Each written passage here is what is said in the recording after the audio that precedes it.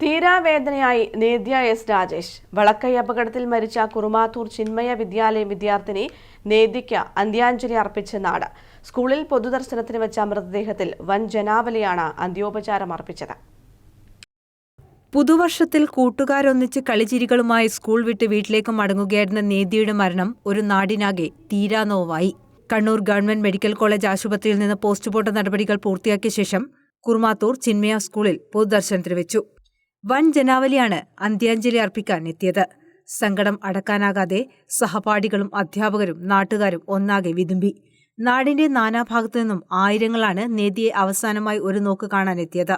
സ്കൂളിലും വീട്ടിലുമായി എത്തിച്ച മൃതദേഹത്തിൽ എംപിമാരായ advocate P Santhosh Kumar, John Brittas, Sajeev Joseph MLA, ജില്ലാ പഞ്ചായത്ത് പ്രസിഡന്റ് KK രത്നകുമാരി തുടങ്ങി നിരവധി പേർ അന്ത്യോപചാരം അർപ്പിച്ചു.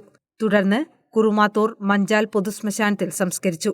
ബുധനാഴ്ച വൈകിട്ട് 4:30 ചെങ്ങളായി വളക്കൈ പാലത്തിന് സമീപമായിരുന്നു നാടിനെ നടുക്കിയ അപകടം നടന്നത്. സ്കൂൾ ബസ് നിയന്ത്രണം വിട്ട് മറിയുകയായിരുന്നു.